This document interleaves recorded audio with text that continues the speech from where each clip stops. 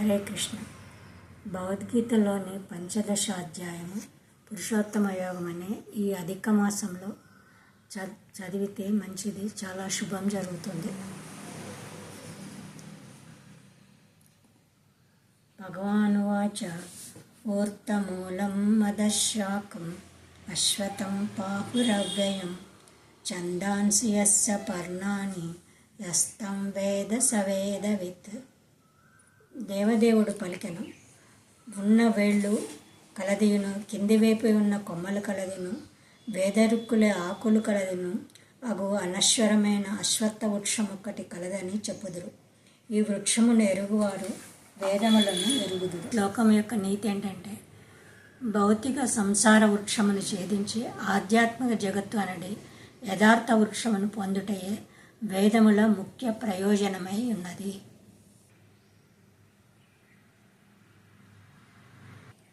అదోచర్యం ప్రభుశ్రుతాస్త శాఖ గుణప్రవృత్త విషయ ప్రవాళ ఆద్యస్య మూలాన్ని సంతసాని కర్మానుబంధని మనుష్యలోకే. ఈ వృక్షము యొక్క శాఖలు భౌతిక ప్రకృతి యొక్క త్రిగుణములచే పోషింపబడి కిందికి మీదికి వ్యాపించును. చిగురాకులు ఇంద్రియార్థములు. ఈ వృక్షమునకు కిందికి పోవు వేళ్ళు మానవ సమాజం యొక్క సకామ కర్మలచే బద్ధములై ఉండును. గురించి తెలుసుకోవాల్సింది ఏంటంటే, భౌతిక భోగం పట్ల జీవుని కర్మలను కారణము ఇంద్రియ వాంఛలు ఎన్నటికీ తీరవు. వాటిని వృద్ధిపరిచే కొద్దీ మరింతగా పెరుగుతూనే ఉంటాయి. 2 శ్లోకాలు ఉన్నాయి. నరూపమస్యేన తదోపలభ్యతే నాంతో న చాదిర్న చ సంప్రతిష్ట అశ్వత్థమేనం సువిరాఢమూలం సంగశస్త్రేణ దృఢేన చిత్వా తదపదం తత్పరిమార్గితవ్యం యస్మిన్ గతా వివర్తంతి భూయ త్వమేవ చాద్యం పురుషం ప్రపద్యే యథా ప్రవృత్తి ప్రస్తుతి పురాణి. ఈ వృక్షము యొక్క నిజమైన రూపము ప్రపంచమున చూడబడదు. అది ఎచ్చట ముగినో ఎచ్చట ఆరంభమునో దాని మూలం ఎచ్చట ఉండునో ఎవరి అర్థం చేసుకొనలేరు. కానీ మానవుడు దృఢనిశ్చయంతో అనాసక్తి అను ఆయుధంతో స్థిరమైన వేళ్ళు కల ఈ సంసార వృక్షమును ఛేదింపవలను. తర్వాత అతడు ఎచ్చటికి వెళ్ళినను మరలి తిరిగిరాడో ఆ స్థానమును అన్వేషించి అనాది కాలం నుండి ఎవరి వలన సర్వము ఆరంభమయ్యనో ఎవరి నుండి సర్వము వ్యాపించనో అట్టి దేవాది దేవుని అచ్చట శరణు పొందవలెను. 3-4 శ్లోకం యొక్క నీతి. భౌతిక జీవనమనడి అతి దృఢమైన సంసార వృక్షపు బంధనం నుండి విడివడుటకు శ్రీకృష్ణుని శరణము నుండి అంతనే మనుజుడు అప్రయత్నముగా భౌతిక జీవనం నుండి ముక్తుడు కాగలడు. 15వ అధ్యాయము 5వ శ్లోకం. నిర్మాణ మోహాజిత సంగదోష ఆధ్యాత్మ నిత్యా వినిముక్త కామ ద్వంద్వైర్ముక్తై సుఖ దుఃఖ సంగై గచ్చంత మూఢా పదమవ్యయం తత్.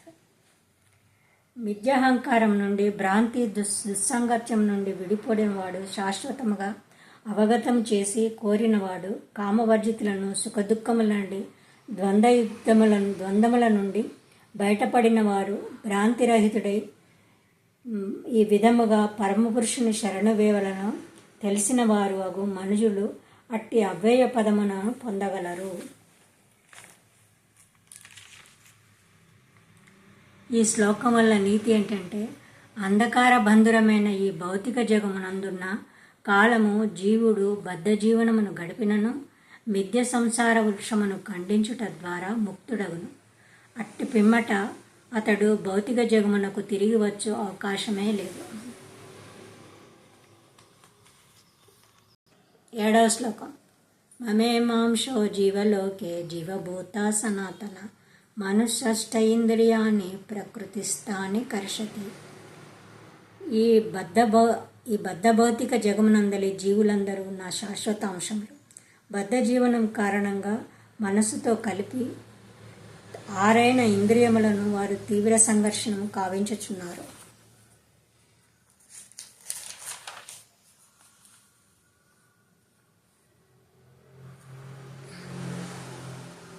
దీనికి నీతి శ్లోకం. శరీరం యదాన్యాప్యోతి యచ్చా పుత్కామతీశ్వరః గృహిష్టైతాని సంయాతి వాయుర్ఘన వినాశయత్. వాయువు గంధము మోసుకొని పోవున్నట్లే జీవుడు ఈ భౌతిక జగమున తన వివిధ భావములను ఒక దేహము నుండి వేరొక దేహమునకు కొనిపోవచుండును. ఈ విధంగా అతడు ఒక దేహము నుండి గ్రహించి వేరొక దేహమునకు పొందుటకై దానిని విడుచుచుండును. లోకం వల్ల నీతి ఏంటంటే, నూతికే పరిమితమైన కప్ప భావన కలవారికి మహాసముద్రం యొక్క పరిణామం ఎంతో చెప్పినా అర్థం చేసుకొనలేదు. 2వ శ్లోకం. యతంతో యోగినిశ్చైవం పశ్యంతాత్మనవ్యస్థితం యతంతయపి అకృతాత్మనే నైనం పశ్యంత చేతస.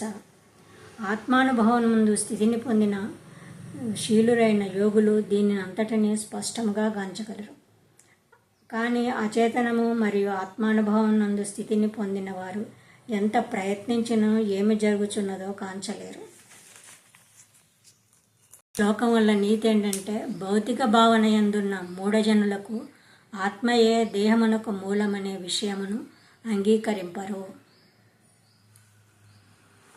12వ శ్లోకం. యదాదిత్యగతం తేజో జగత్పాసయతేతి కిలం యచ్చేంద్రమచ్చేగ్నౌ తద్దేగ్నౌ విద్ధి మామకం. సమస్త జగమునందలి అంధకారమును నశింపచేయు సూర్యుని తేజపు నా నుండియే ఉద్భవించుచున్నది.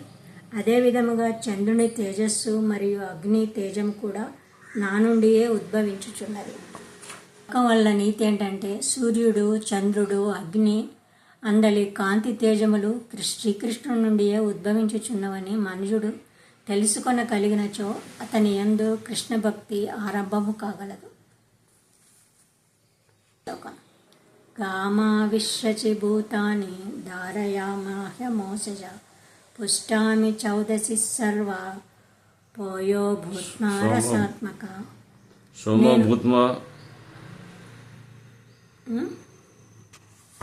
సోమో భూత్వా రసాత్మక.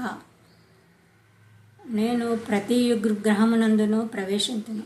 నా శక్తి చేతనే అవి తమ కక్ష నుండి నిలిచి ఉన్నవి.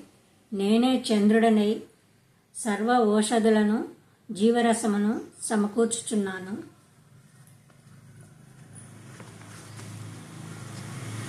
లోకం వల్ల నీతి ఏంటంటే, భగవానుడు సర్వమును సమకూర్చుచుండను.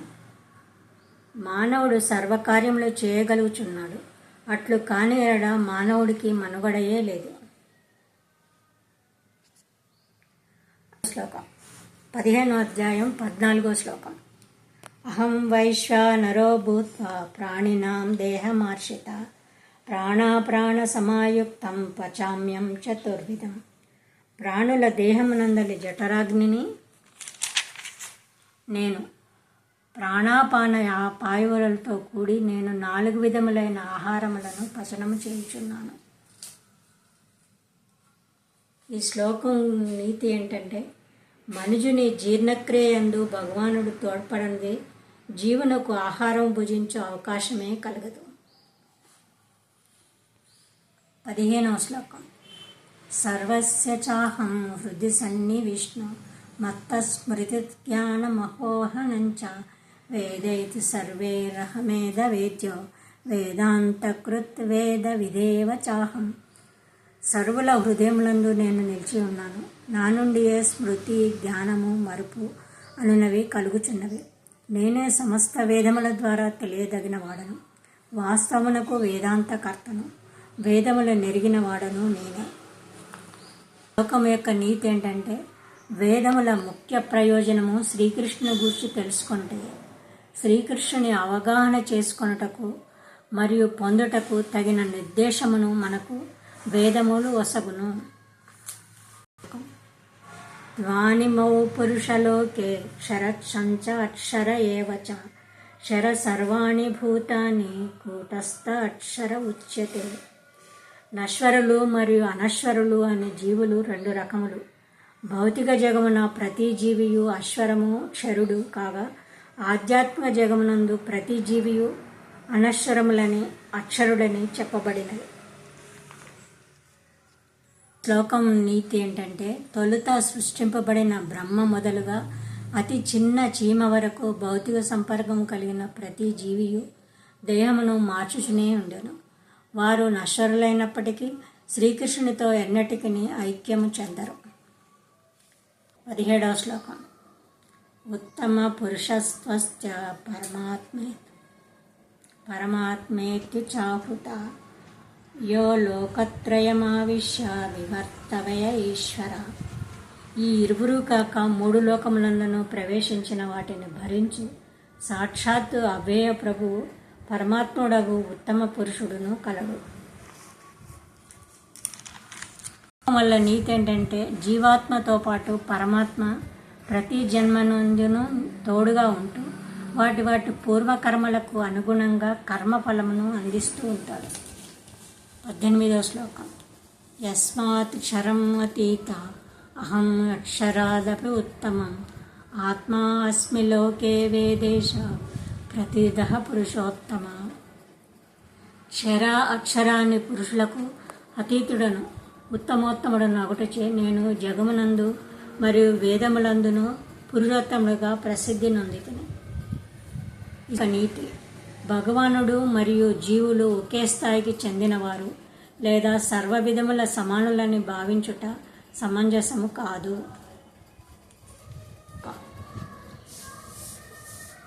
9వ శ్లోకం.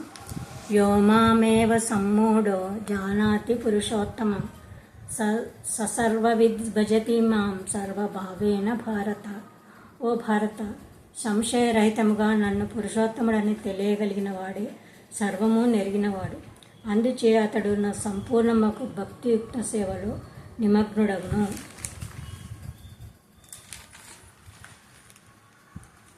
ఈ శ్లోకం యొక్క నీతి. మానవుడు లక్షలాది జన్మల్లో పరతత్వం గూర్చి ఊహాకల్పనను గూర్చి తత్వ విచారణములు కావించినప్పటికీ శ్రీకృష్ణుడే దేవాది దేవుడని అవగతం చేసుకొననిచో అతడు తాత్విక చింతన అంతా వృధా కాలవ్యయమే కాగలదు. ఇది గుహ్యతం శాస్త్రం ఇదం ఉక్తం మయా నఘ ఏతత్ బుద్ధ్యా బుద్ధిమాన్ సాంస్కృతిశ్చ కృతస్య భారత. ఓ పాపరహితుడా, వేదములందలి అత్యంత రహస్యమైన ఈ భాగమును నీకిప్పుడు వెల్లడి చేసి తిని. దీన్ని అవగాహన చేసుకునేవాడు బుద్ధిమంతుడు కాగలడు. అతని ప్రయత్నము పూర్ణ విజయములు పడేయగలవు. నీతి ఏంటంటే, భగవానుడు సూర్యుడైనచో అజ్ఞానము అంధకారం వంటిది. సూర్యుడు ఉన్న చోట అంధకారం అన్నది ప్రశ్నయే ఉదయించదు. ఉదయించనట్లు గురువు నేతృత్వమున వనరింపువాడు భక్తి యుక్త ఉన్న చోట అజ్ఞానం అన్నది ప్రశ్నయే ఉదయించారు. హరే కృష్ణ. ఈ అధ్యాయమునందలి మొదటి 5 శ్లోకములు హృదయ దౌర్బల్యము నుండి విముక్తి పొందు విధానమును వర్ణించును. 6వ శ్లోకం నుండి తుది శ్లోకం వరకు మిగిలిన అధ్యాయము పురుషోత్త యోగము చర్చించును.